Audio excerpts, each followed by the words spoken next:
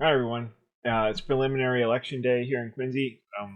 It did not disappoint in a lot of ways. It gave us a lot to talk about. So let's just start off with the things I'm not happy about. 6% voter turnout is abysmal. We've got to do better because the only people that benefit from low voter turnouts are the status quo, which at a Just Quincy, I think we've been pretty clear we're not real pleased with most of them. So, for us to have change in the city, we need larger voter turnout. That's all I'll say about that. The good people at Quincy Votes are much better about talking about things like that than I am. So, but I will say that there were understandable contributing factors today. There wasn't that much business to be done. We had to get the at-large candidates down from 8 to 6, and we had to get the Ward 6 candidates down from 4 to 2. So really, there wasn't a whole lot dragging people out. Only Ward 6 had a preliminary in the ward races, but still, we need to do our best to get out there. And I know there are people who are just done with voting. They feel like it's an insult. They feel like it's only an illusion of power. That the muckety mucks with their big wallets are controlling, who's in office, and they'd rather be left alone. And I'll tell you, ironically, that attitude plays right into the hands of the status quo, because that attitude is what some of them want us to feel. Because, like I said, it's just easier to control us when we don't vote. So I'm begging people to make voting a habit. Moving on to the things I am happy about. We have a pretty diverse field this year. We have 8 ladies running for the 21, out of the 21 city councilors running. 8 of them are women, which is great because we're losing the lone female voice in our city council after this year. So it's good that we have women running, and there's almost half of the people running are first-time candidates, which is incredible. I gotta tell you, it's great. So 10 out of the 21 have never run for anything before. If you add 2 others from the 21 pool, you got more than half are running for the position that they're running for. It's their first time running for that position. That was just some tremendous English on my part. So Dave Jacobs and Ali Shaughnessy have both run for office in Quincy before, just not the office they're running for now. Dave Jacobs ran for school committee in 2017, and coincidentally, 2017, Ali Shaughnessy ran for Ward 6. And so now they're running for Ward 1 and at large, respectively. So no matter what the outcome, you gotta love the energy and the new participants. That's exactly what we want to do. We don't want to just normalize voting. We want to kind of normalize running for office. So moving on, I have some gold stars to give out. A gold star, first of all, to Anne Mahoney. What an impressive performance. Anne got into the race at the last minute. She was basically picked up her nomination papers on a Friday and brought them back complete the beginning of the next week, right near the deadline. And so she hasn't been running that long. Her campaign is, the shortest length, I think, of anyone else. And she hasn't had time to raise or spend money. Yet, considering all that, she topped the ticket. She got the most votes of anybody in the at-large field.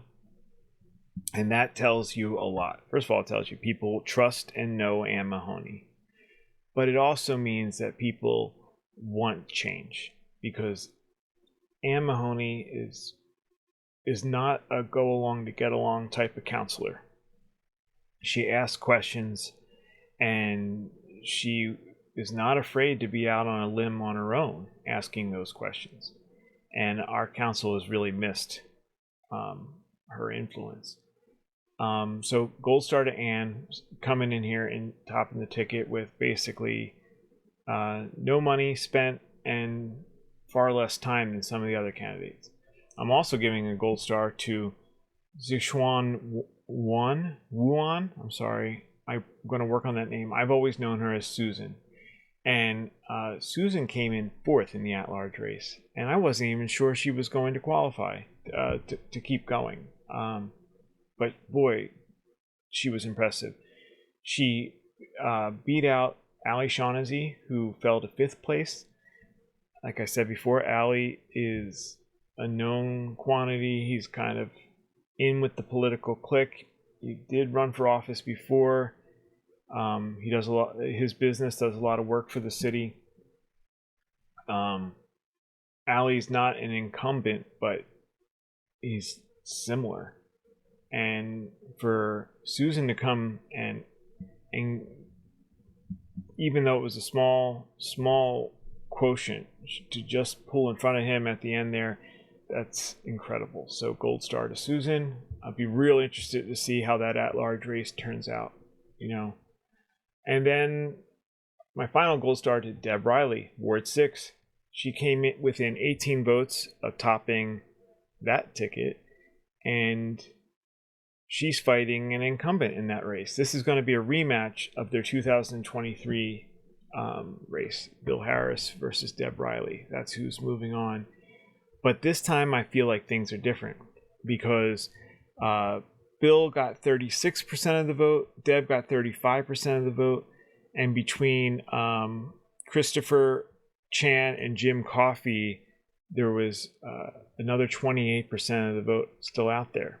So if we scale those percentages out, between Deb, Christopher, and Jim, you've got 63% of the voters voting for someone other than the incumbent, and that bodes pretty well for Deb's chances going forward. So anyway, but I'll get more into that when I.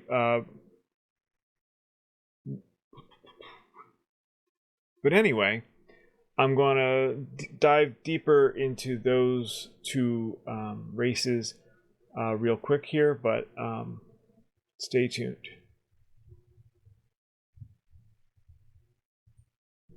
All right, let's start with Ward 6 because I find Ward 6 to be a little simple compared to the at-large race, and it's pretty exciting.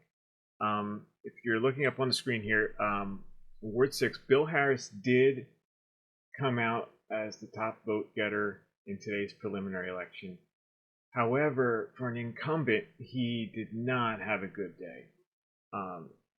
Deb Riley, who was his opponent a couple years ago, this is her second time out there, which really helps. You get that name recognition. You don't have to go about relearning all the things you learned the first time around. Second time out, it's a lot easier than the first. Deb Riley came within 18 votes of the incumbent Bill Harris, who's been there a long time. That is basically a tie. And then when you consider that Chris Chan and Jim Coffey put together, 450 votes, that is 28%, right? Yeah, I think it's like 28% of the people that voted in Ward 6 today did not vote for the incumbent, which meant they wanted some kind of change. And in my opinion, that bodes really well for Deb Riley because I don't see a majority of the Chan Coffey voters going back to becoming a Bill Harris voter. I see them as going with the other option they have for change. And with 450 out there, or I should say about 30% of the vote today, assuming that you can scale those up to a general election, I think it's going to be real possible for Deb Riley to take that seat. And so, Deb, if you're watching, congratulations. And it'll be interesting to see what happens here, because Bill Harris is normally, I would say, a Koch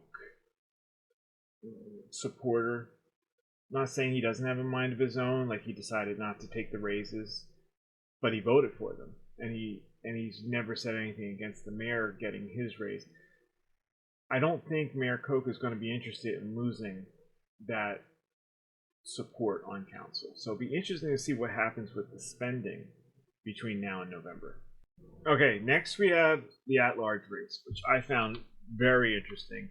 And, as far as a Just Quincy is concerned, kind of hopeful.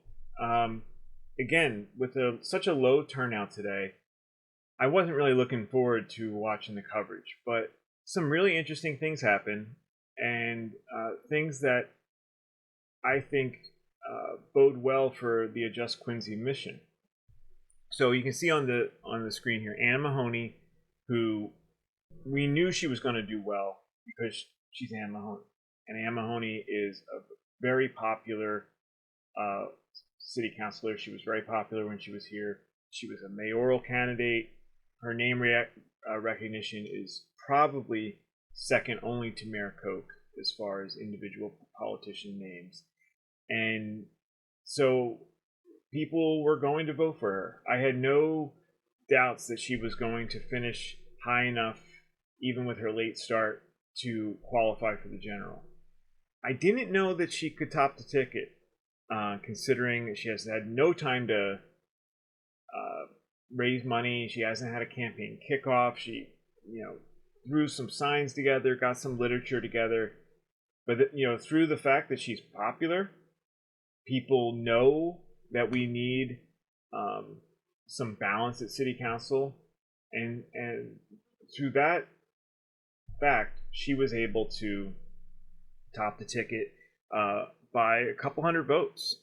You can see here, Anne got 21% of the vote, and she spent nothing.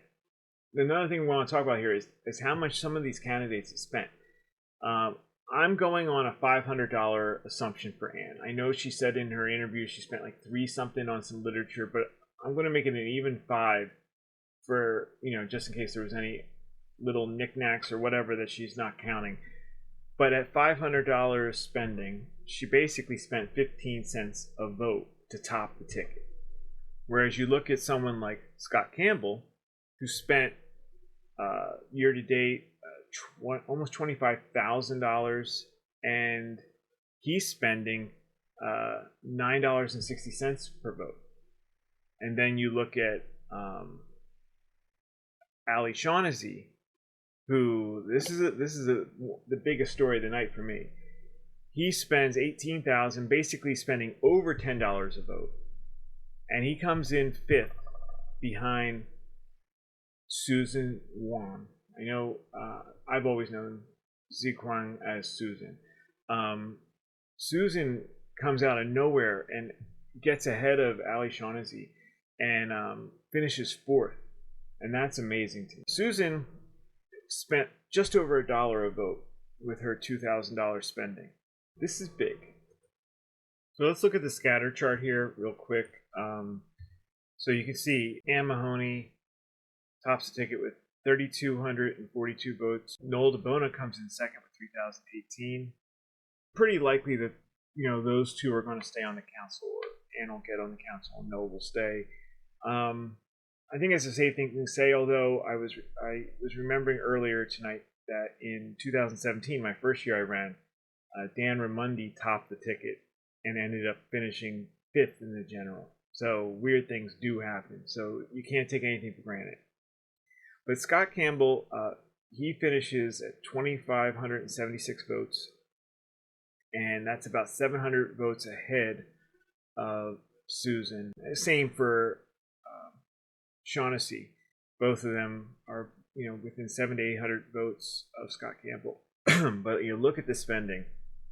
I mean, on the scatter chart, Susan, I think she spent about $2,000 versus Scott's $24,000.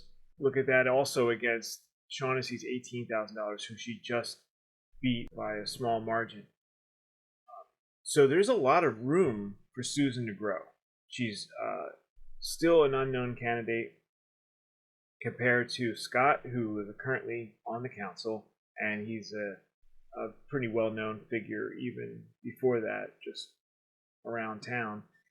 And then Shaughnessy is, he's a past candidate, know who he is. He's not an unknown quantity. So it'll be interesting to see if Susan can mount more offense to sneak into the council. I just think it's incredible what she's done. So, and Andrew Pham actually spent the least. When you look at per vote, he spent 12 cents per vote because he only spent $195. And he's a new candidate. It'll be interesting to see if, now that he's made it through, if he's going to put some a more robust campaign together, and I hope he can. I think he has a lot of good things to say, and I really like to root for these new candidates. So that is at large. Okay, I also wanted to talk about spending and fundraising, because I think this, I touched on it a bit earlier, but I want to go back to it. So if you look at your screen, you'll see Ali Shaughnessy's just been a fundraising machine. So, this is all year to date. He's basically, $45,000, by far and away the highest fundraising candidate. Followed not that far behind by Scott Campbell, who has raised $18,000, and he's also spent almost that, according to the OCPF charts I brought up. Other than that, Noel's done pretty well. Richard Ashe has done pretty well, and then we fall off. And you can see William Harris, our Ward 6 councilor, is down at $12,000, followed by Walter Hubley at $11,000. So those are the big ones. Maggie McKee, she's raised almost $10,000, and she's a first-time candidate running in Ward 5. Full disclosure, she helped co-found Just Quincy, but she has, stepped away for the last several months, and we miss her here. As you can see, my writing and content has been a little bit wild without Maggie's calming presence. So good job on your fundraising, Maggie. So and Deb Riley has raised $8,000. David McCarthy, the Ward 1 councilor, has raised $7,000 or almost $8,000. But what's interesting is he already started with a lot of cash in hand because he's spent $14,000. It's interesting that he has spent that much when he didn't have a preliminary campaign to worry about. He's facing against David Jacobs. Full disclosure, I work on David Jacobs' campaign as his treasurer. But McCarthy has spent $14,000 so far when he didn't have to run today. Or, you know what I mean? He wasn't on the ballot today. And there's nothing wrong with that. You can spend the money however and whenever you want. I just think it's notable that none of the other council candidates who weren't on the ballot today have spent over $10,000. Richard Ashe almost did, but he's under 10,000. So anyway, I just think this is interesting. So I thought I'd put this up, let you guys look at it. I'll put all this up on the site if you want to look closer, but you can also find this on the OCPF website. All right, thanks for watching the recap. Some good things happened tonight and gives me a lot of hope for November. But ultimately, it's up to you. Stay involved, engage in the process, sign the petition for fair raises, show up to the candidate events and debates, and of course, vote. Because if you do, you might be surprised at how much things can change and how much power we actually have if we use it together. And if you don't, you won't be surprised at all to find us deeper in debt with higher taxes and more of our money wasted on Vanity and Greed. All right. Thanks, everybody.